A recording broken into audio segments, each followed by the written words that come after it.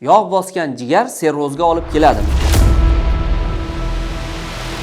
Inson organizmida yog'larning miqdori ko'payib borgan sari zaxira sifatida to'planadi va jigar eng asosiy zaxira organlaridan biri hisoblanadi. Boshqa organlarda yog' to'qimalari odatda alohida holatda organlarning atrofida to'planadi, lekin jigarda esa hujayralarning ichida to'planadi. Bu esa jigar hujayrasining nobud bo'lishiga, chandiqlar paydo bo'lishiga olib keladi va kelajakda jigar sirrozi rivojlanishiga sabab bo'lishi mumkin. Bunday holatga tushib qolmaslik uchun avvalambor ovqat tarkibidagi yog'lar miqdoriga alohida e'tiborli bo'ling. Inson organizmiga tushgan kaloriya bilan sarflanayotgan kaloriya o'rtasidagi munosabatni to'g'rilang. Bu holatda sizga eng yaxshi ko'makchi sport va to'g'ri ovqatlanish hisoblanadi. Jigaringizda yog' to'planib qolgan bo'lsa, tabiiy usulda eritish buning eng yaxshi davosi hisoblanadi. Doktor Ali klinikasiga tashrif buyuring. Biz sizga tabiiy dorivor giyohlar bilan jigaringizdagi yog'ni eritishda yordam beramiz. Batafsil ma'lumot olish uchun quyidagi raqamlarga qo'ng'iroq qiling.